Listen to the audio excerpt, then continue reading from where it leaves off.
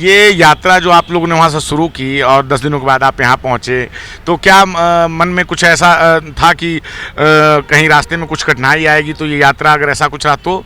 नहीं, ऐसा तो हमने कोई मन में नहीं सोचा था, क्योंकि हम लोगों ने जहाँ जहाँ भी हमारा पड़ाव था वहाँ की टीम से बात कर रखी थी, तो उन्होंने सबने हमारी भरपूर मदद की और कोई भी परेशानी हमें इसमें ज़्यादा नहीं आई। अब पैदल यात्रा है तो थोड़ी बहुत परेशानी तो आती हैं। इस पद यात्रा आज पूरे विश्व में अराजकता का माहौल है, अन्याय अत्याचार का माहौल है और भारत देश के तो बहुत बुरे हाल है पूरे विश्व में। यहाँ पूरे विश्व में सबसे ज़्यादा अन्याय अत्याचार है, सबसे ज़्यादा जातिवाद है, सबसे ज़्यादा भ्रष्टाचार है। लेकिन बाबा साहब की शिक्षाओं को बढ़ाने का काम जो है वो आज तक नहीं हुआ है। जिस तरीके से अभी जो लोकसभा का चुनाव हुआ, लोकसभा का चुनाव जो है, मैंने भी इस बार जो है उत्तरी पश्चिमी लोकसभा से मेंबर ऑफ पार्लियामेंट का चुनाव लड़ा। माननीय बहन जी ने मुझे आशीर्वाद दिया जो है, और मैंने ये देखा कि बहुत जमीनी स्तर पर जाकर देखा, जो पार्टी जो है बाबा साहब के संविधान को लागू नहीं कर पाई, जो पार्टी जो है बाबा साहब के दिए रिजर्वेशन को लागू नहीं कर पाई, दो पार्टी जो है हिंदू कोड बिल को लागू नहीं कर पाई, जो है वो जो है भारत को संविधान को बचाने की बात करती है जो। और हमारे जो बहुत सारे जो बहुजन समाज के जो दिग्भ्रमित लोग हैं वो कांग्रेस से जो है संविधान बचाने की ना बात कर रहे थे। अभी जो आप ठीक मेरे पीछे ये स्मारक देख रहे हैं, ये डॉक्टर बाबा साहब भीमराव अंबेडकर नेशनल मेमोरियल है। और आज हम यहाँ आए हुए हैं क्योंकि आज के ही दिन जो है 14 अक्टूबर को उन्होंने जो है बौद्ध धर्म की दीक्षा ली थी अपने लाखों अनुयायियों के साथ। और बाबा साहब अंबेडकर का जन्म जो है 14 अप्रैल 1891 को हुआ था और 14 अक्टूबर 1956 को उन्होंने जो है बौद्ध धर्म अपने लाखों अनुयायियों के साथ जो है ग्रहण किया था। उनका पूरा जीवन जो है वो सामाजिक क्षेत्र में काम करने में उन्होंने गुजारा था और इसी बीच उन्होंने भारत का जो संविधान भी लिखा था, भारतीय संविधान के शिल्पकार हैं। और इस अवसर पे उत्तराखंड के काशीपुर से 4 अक्टूबर को एक यात्रा शुरू हुई और जो कि आज नेशनल मेमोरियल में जो है यहाँ पे है वो आके ख़त्म हुई है। तो बहुत सारे लोग जो है पुरुष और महिला वहाँ से पद यात्रा करते हुए आज से ठीक कुछ दिनों पहले 4 अक्टूबर को उन्होंने यात्रा की थी और 14 अक्टूबर को, आज 15 अक्टूबर को हम इनसे यहाँ बात कर रहे हैं। तो यहाँ कुछ महिलाएं भी हैं। मैम, कहाँ से आई हैं आप लोगों ने काशीपुर से अपनी यात्रा शुरू की थी? हाँ, हम काशीपुर से आए हैं, उत्तराखंड से। तो जब आप लोगों को ये बताया गया कि यात्रा जो है वहाँ से चल के नेशनल मेमोरियल, जहाँ की अंतिम समय पे बाबा साहब भीमराव अंबेडकर ने अपना अंतिम समय यहीं बिताया था और 5 जो है दिसंबर को उनको जो है देहावसान हुआ था, लेकिन 6 दिसंबर को मनाया जाता है क्योंकि सभी लोगों को ज्ञात उस दिन हुआ था। तो जो ये आप लोगों का जो यात्रा आप लोगों ने रखी है, तो क्या उद्देश्य क्या था, क्या सोच के आप लोग चले? हमने तो यही उद्देश्य रखा है कि हमें अपना संविधान जो था वो हमें अपना वापस चाहिए। संविधान वापस चाहिए। हाँ। मतलब संविधान को में जो अधिकार है उसकी जागरूकता बनाए रखने के लिए आप लोगों ने यात्रा की। तो यहाँ पे और भी एक भाई साहब आप सामने आ जाएं। सर, क्या नाम है आपका? मेरा नाम है चंद्रहास गौतम। तो अच्छा, आप लोगों ने ये यात्रा जो है 4 अक्टूबर को शुरू की और जो है लगभग 10 दिनों के बाद आप दिल्ली पहुंच गए और नेशनल मेमोरियल हॉल, जो कि जहां पे बाबा साहब भीमराव अंबेडकर ने अपने जीवन के अंतिम समय यहीं पे दिए थे और 5 दिसंबर को उनका देहावसान हुआ था। तो इस यात्रा को जो है आप लोगों को शुरू करने का जो उद्देश्य क्या रहा है? इस यात्रा का तो मेन उद्देश्य है कि बाबा साहब की और बुद्ध की विचारधाराओं को लोगों को जन जन तक पहुँचाना और बाबा साहब और बुद्ध की विचारधारा की जो उनके द्वारा जो शिक्षाएं दी गई हैं, उन शिक्षाओं को अगर दुनिया और देश के लोग अपनाएंगे तो संसार में और दुनिया में शांति स्थापित हो जाएगी। इसलिए हम लोग जो है इस यात्रा को निकालने के लिए हमारे मन में आया और फिर हमने ये पिछली साल भी ये यात्रा निकाली थी और इस साल भी ये यात्रा निकाली है। पिछली बार हम किन्हीं कारणों से यहाँ मेमोरियल नहीं पहुँच पाए थे, लेकिन इस बार हम मेमोरियल आए हैं और हमने जो है बहुत अच्छे से सभी लोगों ने मेमोरियल के दर्शन करे हैं। बाबा साहब का जो इतिहास है उसको जाना है और ये हम बड़ा सौभाग्यशाली अपने आप को मानते हैं कि हम इस मेमोरियल में यहाँ आए तो हैं। ये आप लोगों ने मतलब दूसरी बार की है क्या? और पिछले साल आप लोगों की पहली बार थी लेकिन आप लोग यहाँ नहीं पहुँच पाए थे। नहीं पहुँच पाए थे। तो आप लोगों ने मतलब इसको अब एक तरह सोचा है कि आगे भी जब भी उनका महापरिनिर्वाण दिवस रहेगा, जब महापरिनिर्वाण दिवस बोल रहा हूँ, जब उन्होंने बौद्ध धर्म में अपनी जो है दीक्षा ली थी, तो उस समय आप ये यात्रा करें, अगले वर्ष भी ऐसा कुछ आप लोगों ने सोचा है? लेकिन ये हम आज तो 14 तारीख को ही गए थे दिल्ली में, 13 तारीख को ही आ गए थे और आना हमें 14 तारीख को ही था मेमोरियल, क्योंकि मेमोरियल की 14 तारीख को सोमवार की वजह से छुट्टी थी, क्योंकि मेमोरियल सोमवार के दिन बंद रहता है, इसलिए मेमोरियल नहीं पहुंच पाए थे। इसलिए हम 14 की जगह 15 तारीख को आए हैं। अब 14 तारीख को हम इसलिए आना चाह रहे थे कि बाबा साहब ने 14 अक्टूबर 1956 को लाखों लोगों को बौद्ध धर्म की तरफ को दीक्षा दिलवाई थी और बौद्ध की जो शिक्षाएं थी उनको ज्ञान दिलवाया था। और हम सब लोग बौद्ध के अनुयायी हैं, बाबा साहब के अनुयायी हैं, इसलिए बाबा साहब की जो शिक्षाएं उनके मार्ग पर हम चलने का प्रयास कर रहे हैं। हम अपने दर्शकों को बता दें फिर से एक बार कि 14 अक्टूबर जो है 1956 को उन्होंने बौद्ध धर्म की जो है शिक्षा जो है ले ली थी, दीक्षा ले ली थी और अपने लाखों अनुयायियों के साथ जो है उन्होंने धम्म की दीक्षा ली थी। इसी कारण जो है उत्तराखंड के काशीपुर से ये लोग आए हुए हैं जो है, क्योंकि बौद्ध धर्म की दीक्षा ली थी। और कल 14 अक्टूबर थी, कल सोमवार का दिन था और नेशनल मेमोरियल जहाँ अभी हम खड़े हैं वो सोमवार को बंद रहता है। इस कारण ये जितने लोग आए हैं वो यहाँ नहीं आ पाए थे। आज 15 अक्टूबर के दिन सभी लोग यहाँ पे हैं। यहाँ पे एक और भाई साहब हैं, क्या नाम है आपका सर? मेरा नाम आज़ाद बौद्ध है। आज़ाद बौद्ध जी, तो ये यात्रा जो आप लोगों ने वहाँ से शुरू की और 10 दिनों के बाद आप यहाँ पहुँचे, तो क्या मन में कुछ ऐसा था कि कहीं रास्ते में कुछ कठिनाई आएगी, तो ये यात्रा अगर ऐसा कुछ रहा तो? नहीं, ऐसा तो हमने कोई मन में नहीं सोचा था, क्योंकि हम लोगों ने जहाँ भी हमारा पड़ाव था वहाँ की टीम से बात कर रखी थी, तो उन्होंने सबने हमारी भरपूर मदद की और कोई भी परेशानी हमें इसमें ज़्यादा नहीं आई। अब पैदल यात्रा है तो थोड़ी बहुत परेशानी तो आती हैं, तो वो कोई परेशानी नहीं होती। मन में ये विचार था कि बाबा साहब भीमराव अम्बेडकर जो नेशनल मेमोरियल है, जहाँ पे उन्होंने अपने जीवन का अंतिम समय दिया है और जो है बौद्ध धर्म का जो उन्होंने दीक्षा लिया था, तो इसके बारे में कहीं ना कहीं लोगों को आप जागरूक और अवगत कराना चाहते होंगे। जी जी, बिल्कुल बिल्कुल, तो हमें इस जगह के बारे में लोगों को बताना चाहते हैं और लोगों को यहाँ पर भ्रमण के लिए लाना चाहते हैं। और प्लस ये है कि हमने इसका जो टाइटल रखा है, इसका रखा है विश्व शांति संदेश पद यात्रा। आज पूरे विश्व में अराजकता का माहौल है, अन्याय अत्याचार का माहौल है और भारत देश के तो बहुत बुरे हाल है पूरे विश्व में। यहाँ पूरे विश्व में सबसे ज़्यादा अन्याय अत्याचार है, सबसे ज़्यादा जातिवाद है, सबसे ज़्यादा भ्रष्टाचार है, अनैतिकता सबसे ज़्यादा है। तो जिस भारत देश में तथागत गौतम बुद्ध का जन्म हुआ, जिस भारत देश में बाबा साहब का जन्म हुआ, जो कि विश्व के ज्ञानी थे, जिनको सिंबल ऑफ नॉलेज बोलते हैं, ज्ञान के प्रतीक बोलते हैं, ऐसे महापुरुषों ने भारत देश में जन्म लिया। और आज भारत देश की ये स्थिति है कि ये पूरे विश्व में सबसे ज़्यादा भुखमरी का शिकार है। सबसे ज़्यादा यहाँ पर गरीब लोग रहते हैं, गरीबी है यहाँ पर, और अन्याय अत्याचार के मामले में भी दुनिया में सबसे आगे हैं। महिलाओं के साथ जो उत्पीड़न होता है उसमें भी हमारा देश सबसे आगे है। तो ये सब ना हो, इसी के लिए हमने ये विश्व शांति संदेश पद यात्रा रखा है। और विश्व में यदि शांति स्थापित हो सकती हैं तो उसका केवल एकमात्र मार्ग है, वो है बाबा साहब के द्वारा जो बताया गया धम्म है, बुद्ध का धम्म, वही एकमात्र मार्ग है। दुनिया में बहुत सारे मार्ग हैं, जैसे मुस्लिम धर्म भी हैं, ईसाई भी हैं, सिख भी है, जैन भी, पारसी हैं, लेकिन कोई भी धर्म ऐसा नहीं है जो पूरे संसार में समानता, स्वतंत्रता, बंधुत्व और न्याय स्थापित कर सके। दुनिया में केवल एकमात्र बुद्ध का धम्म ही ऐसा धम्म है जो पूरी दुनिया में समानता, स्वतंत्रता, न्याय, भाईचारा स्थापित कर सकता है। तो हम ये साबित करने के लिए भी इस यात्रा को निकाल रहे हैं कि पूरी दुनिया में यदि कोई शांति स्थापित कर सकता है तो बुद्ध का धम्म है, बाबा साहब का मार्ग है। तो बाबा साहब भीमराव अम्बेडकर जिन्होंने पूरा जीवन जो है सामाजिक सुधार आंदोलन में अपना व्यतीत किया और जो है भारत के संविधान के शिल्पकार हैं।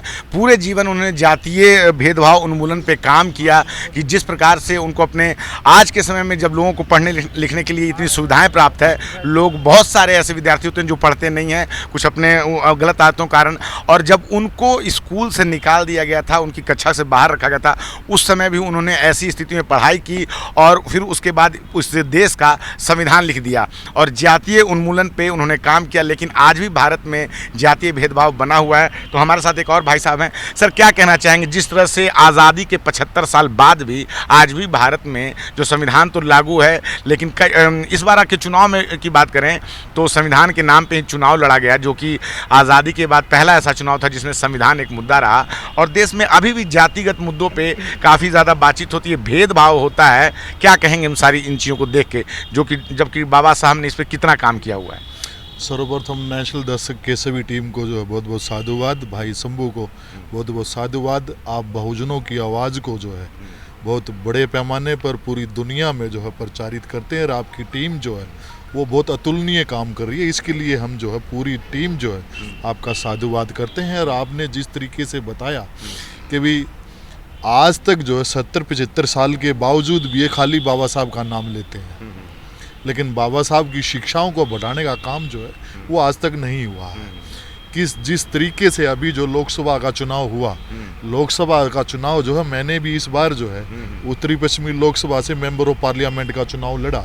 माननीय बहन जी ने मुझे आशीर्वाद दिया जो है, और मैंने ये देखा कि बहुत ज़मीनी स्तर पर जाकर देखा, जो पार्टी जो है बाबा साहब के संविधान को लागू नहीं कर पाई, जो पार्टी जो है बाबा साहब के दिए रिजर्वेशन को लागू नहीं कर पाई, दो पार्टी जो है हिंदू कोड बिल को लागू नहीं कर पाई, जो है वो जो है भारत को संविधान को बचाने की बात करती है जो। और हमारे जो बहुत सारे जो बहुजन समाज के जो दिग्भ्रमित लोग हैं वो कांग्रेस से जो है संविधान बचाने की ना बात कर रहे थे।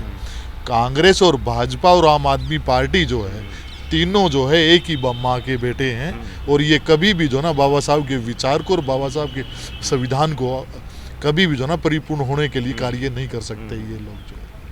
आज ये जो विश्व शांति संदेश यात्रा जो भाई आज़ाद जी और काशी जो हमारे उत्तराखंड से जो हमारी बहनें परम श्रद्धेय भिक्खू संघ और जो हमारे जो भाई जो आए हैं, ये एक बहुत ही बड़ा संदेश लेके आए हैं, एक बहुत बड़ा संदेश दे के आए हैं। उत्तराखंड से दिल्ली तक 10 किलोमीटर 10 दिन की जो पैदल यात्रा जो है ये पूरे देश में जो है एक बड़ा संदेश दिया गया। अपितु जो है ये पूरी दुनिया में नेशनल दस्तक के मार्फत जो है ये पूरी दुनिया में जो है ये संदेश जाएगा, और पूरी दुनिया जो है इस यात्रा की गवाही बनेगी जो है। मैं पुनः जो है इस टीम को बहुत बहुत साधुवाद देता हूँ, और बाबा साहब के जो अधूरे जो कार्य हैं वो तभी पूरे हो सकते हैं कि तब हम लोग जो है ना बुद्ध धम्म में आ जाएंगे जो है। हम लोगों को जो है चुनाव के समय में जो है दंगों के समय में तो हिंदू बनाया जाता है, लेकिन कभी भी जब अधिकार की बात आती तो हमें जो है ना दलित के रूप में अलग अलग कह के जो ना प्रताड़ित किया जाता है। और बाबा साहब का संविधान और तथागत बुद्ध का धम्म जो है किसी को सताने का काम नहीं करता, वो समता समानता और बंधुता पे काम करता है जो। इसीलिए जो है भाई आज़ाद जी और हमारे जितने भी साथी हैं जो ये सभी जो है शांति संदेश यात्रा लेके आए हैं। अभी हमें जो है पता चला कि इसका किसी समय में जो हम लोगों ने जो आंदोलन चलाया था इस जगह को बनाने के लिए, तो हमारा परम फर्ज ये बनता था कि हम लोग जो है भाई जी का और पूरी टीम का जो है ना आदर सत्कार करें जो है, और हम लोग जो है उसकी आगे जब ये यात्रा आएगी तो हम लोग बड़े पैमाने पर जो है हम लोग इनके साथ जो ना कंधे से कंधा मिलाकर जो है ना हम लोग इसका सहयोग करेंगे, और पूरी दुनिया में जो नेशनल दस्तक के मार्फत और बहुजन मीडिया के मार्फत जो है पूरी दुनिया में जो ना इसका गुणगान होगा जो। अच्छा, अभी भी देश में जो है जातिगत भेदभाव बना हुआ है आज़ादी के इतने सालों के बाद भी, तो इन स्थितियों को देखकर क्या लगता है, आपके मन में क्या ख्याल आता है कि जो है भारत का आज भी शोषित वंचित वर्ग जो है दलित है, और बहुजन के साथ जब इस तरह की घटनाएं होती हैं तो फिर क्या ख्याल आता है आपके मन में? देखिए, ये तो हम मानते हैं किसी भी चीज़ को पाने के लिए जो है कुर्बानी देनी पड़ेगी। बिल्डिंग कभी भी तैयार ऐसे नहीं होती, उसके लिए जो है ईंट को ना दफन होना पड़ता है नींव में जो है। अभी तक जो है बाबा साहब के संविधान के अकॉर्डिंग जो है हमारी जो पहली जो पीढ़ी है उन्होंने जो है ना संविधान का जो ना स्वाद चखा है, चाहे नौकरी में चाहे शिक्षा में जो, लेकिन बाबा साहब की शिक्षाओं के ऊपर जो उन्होंने काम नहीं किया। बाबा साहब ने कहा पे बैक टू द सोसाइटी, जो है हमें सोसाइटी को जो ना पे बैक करने की ज़रूरत है। और आज़ाद भाई जैसे और हमारी बहनें जो है, जिस तरीके से आप देखें हमारे भंतेगन जो है, आप देखिए कितनी एज है भंते जी की जो है, उसके बावजूद भी जो है वो दिन रात जो है प्रयास कर रहे हैं। और भारत में जो है ये विडंबना है, हम लोग तो ये कहेंगे भारत का प्रधानमंत्री जो है वो बाबा साहब की बात करता है, अपने आप को झूठा आश्वासन दे के जो अपने आप को ओबीसी कहता है, लेकिन वो जो है बाबा साहब के संविधान के विरुद्ध काम करता है और अपने आप को ओबीसी जो है SC ST OBC और माइनॉरिटी के विरुद्ध भी जो ना कार्य करता है।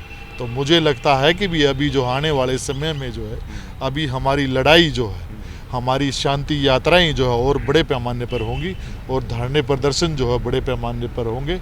और आज देखिए आप लोग जो है जिस तरीके से ये लोग शोषण कर रहे हैं, उस तरीके से जो एक युवा जो है निकल कर आता है, चंद्रशेखर जो है, और देश की संसद में जो है धाड़ने का काम करता है और सारी की सारी संसद जो है वो मौन होकर सुनती है, चाहे भारत का राष्ट्रपति होम मिनिस्टर हो, चाहे प्रधानमंत्री हो, चाहे रक्षा मंत्री हो। आज जो है युवाओं ने बागडोर संभाली है और आने वाले समय में जो है इसका जो है बिल्कुल संक्षेप में जो ना रिजल्ट मिलेगा और परिणाम जो है जल्दी ही आने वाले हैं। चलिए धन्यवाद। यहाँ एक भंते जी भी हैं। भंते जी आपकी उम्र कितनी है? 72। तो जो है हम अपने दर्शकों को बता दें कि जो है बाबा साहब भीमराव अम्बेडकर ने कहा था कि मेरे जन्म पे तो मेरा अधिकार नहीं था, मेरा जन्म जो भी है हिंदू धर्म में हुआ, लेकिन अपने जन्म के बाद जब उन्होंने पूरी पढ़ाई लिखाई की, अपने जो है पूरे आधे जीवन बीतने के बाद उन्होंने कई धर्मों का अध्ययन किया। उसके बाद उन्होंने ये कहा कि मैं हिंदू धर्म में जो है अपने प्राण नहीं त्यागूंगा। कई धर्मों के अध्ययन करने के बाद उन्होंने महात्मा बुद्ध के धम्म को अपना लिया था 14 अक्टूबर 1956 को। और यहाँ एक भंते जी हैं। भंते जी क्या कहना चाहेंगे, जिस तरह की आप लोग यात्रा लेके आए हैं, आज के समय में, आज के युग में हिंसा का दौर चल रहा है, अगर पूरे विश्व में परिप्रेक्ष्य में बात करें तो इजराइल और फिलिस्तीन की लड़ाई चल रही है, रूस और यूक्रेन में बात चल रही है। महात्मा बुद्ध जो है बहुत पहले जो है अहिंसा का पाठ पढ़ा चुके हैं। सम्राट अशोक ने जो है कलिंग के युद्ध के बाद अपने तलवार को रख दिया था। तो आज जो 14 अक्टूबर के दिन बाबा साहब भीमराव अम्बेडकर ने धम्म की शिक्षा ली थी, आप क्या कहना चाहेंगे समाज के लोगों को? देखिए, समाज में जो अहिंसा फैली हुई है, ये शांति जो भगवान बुद्ध का जो धम्म है वो शांति का प्रतीक है। उन्होंने शांति से बिल्कुल ये स्थिति बना दी कि सब एक जैसे हो गए। उसी को हमारे बाबा साहब ने अंगीकार किया और अपनी कलम से शांतिपूर्वक ये लड़ाई लड़ी, न तलवार से न किसी शस्त्र कलम से, ऐसा लड़ाई लड़ी कि सब धराशाही हो गए और हमारा संविधान उन्हीं के दो कलमों द्वारा। आज भी वही जो अशांति है वो शांति से ही लड़ा जा सकता है। जो हमारी फूट है वो अगर हमारी एकता में परिवर्तित हो जाएगी तो हमारा जो है फिर हमारा वही शासन आ जाएगा और शांति का माहौल इस संसार में फिर वही जो धर्म जो विश्व गुरु बना था, आज फिर भी विश्व गुरु भारत कहलाएगा। इन्हीं शब्दों के साथ में चलिए ठीक है। यहाँ एक और बहन जी हैं। बहन जी, आप लोग काशीपुर से आपने ही पद यात्रा की है? जी, सभी को जय भीम, नमो बुद्धाय। मैं काशीपुर से नहीं, मैं तो दिल्ली से हूँ। काशीपुर उत्तराखंड से चलकर ये हम सभी की धाम यात्रा आई है। तो इसका विचार सर्वप्रथम हमारे आदरणीय बड़े भाई साहब चंद्रहास भाई साहब जी ने इसका विचार रखा और सर्वोपरि भूमिका उन्होंने इसमें अदा की। हमारे आदरणीय सम्यक जीवी जी, आज़ाद बौद्ध जी, इसमें उन्होंने बहुत मेहनत की है। अथक उनके प्रयासों के बाद में ये यात्रा आज दोबारा यहाँ इस स्थान पर तो पहली बार ही संपन्न हो रही है। पहले दिल्ली में एंट्री करते ही संपन्न हो गई थी।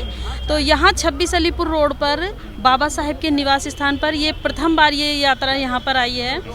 तो मैं बहुत उनको साधुवाद कहना चाहूँगी कि ये यात्रा इतनी सुखद, ये ऐतिहासिक कदम सभी जो इस यात्रा में हमारे धम्म उपासक उपासिकाएं सम्मिलित हुए हैं, उन्होंने ये ऐतिहासिक कदम उठाया है और ये आगे कारवां बढ़ता रहेगा। इसका परिणाम हमें जल्द ही देखने को मिलेगा।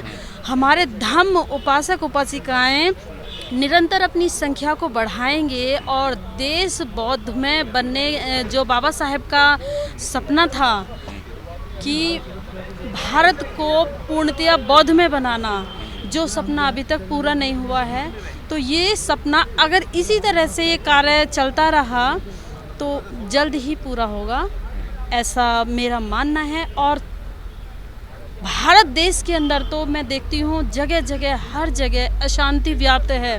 हर इंसान दुख से परेशान है, हर इंसान, किसी बहन बेटियां बिल्कुल भी सेफ नहीं है। और इस समय में सभी को ज़रूरत है बुद्ध धर्म की।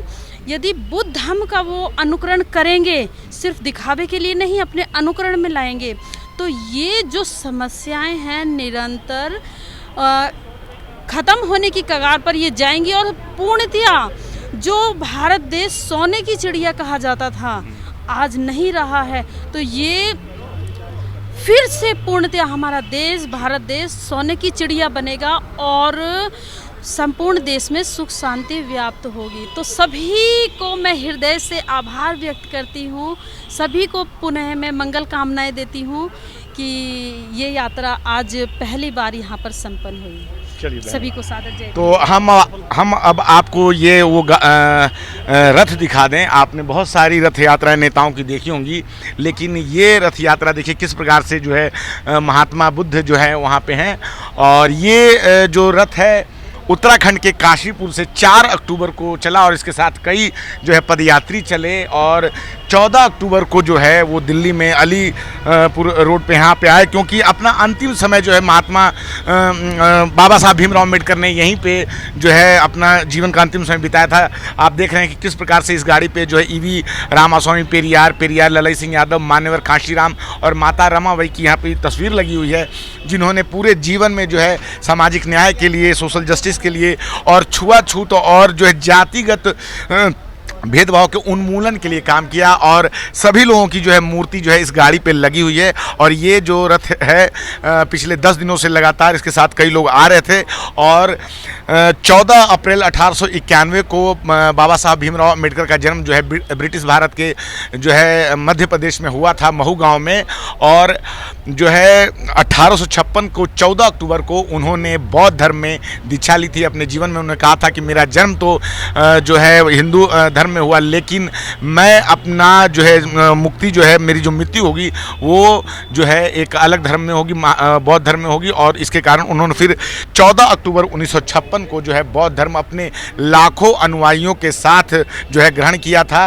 और आप ठीक मेरे पीछे देख रहे हैं कि बाबा साहब भीमराव अम्बेडकर अपने हाथ में जो है संविधान लेके इस गाड़ी के साथ हैं। और इसमें कई लोग जो हैं, मान्यवर कांशीराम हैं, पेरियार हैं, सभी लोग जिन्होंने अपने पूरे जीवन को समर्पित कर दिया मानव समाज में भेदभाव को मिटाने के लिए लगातार काम किया। लेकिन आज भी हम देखते हैं कि किस प्रकार से भारत में जातिगत जो है जातीय मुद्दे पे भेदभाव होता है, जो है दलितों के साथ जो है मारपीट की घटनाएं, दलित महिलाओं के साथ जो है लगातार अन्याय की खबरें आती रहती है। अगर पूरे विश्व की बात करें तो आज पूरा विश्व जो है युद्ध के गोले पे बैठा हुआ है। हम देखते हैं कि किस प्रकार से इजराइल और फिलिस्तीन की लड़ाई बढ़ती ही जा रही है, जिसमें लेबनान और ईरान भी शामिल होते हैं। और अगर दूसरी तरफ बात करें तो पिछले 1 साल से ज़्यादा समय से रशिया और यूक्रेन भी लड़ रहे हैं। वैसे में महात्मा बुद्ध का जो शांति संदेश है, वही जो एक ऐसा है पूरे विश्व को शांति की ओर, मार्ग की ओर ले जा सकता है।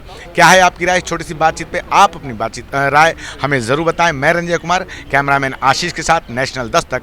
धन्यवाद। नेशनल दस्तक की आपसे गुजारिश है कि अगर इसको बचाना चाहते हैं तो नेशनल दस्तक को सब्सक्राइब करने के लिए रेड कलर के सब्सक्राइब बटन को दबाएं, फिर बेल आइकन की घंटी दबाएं।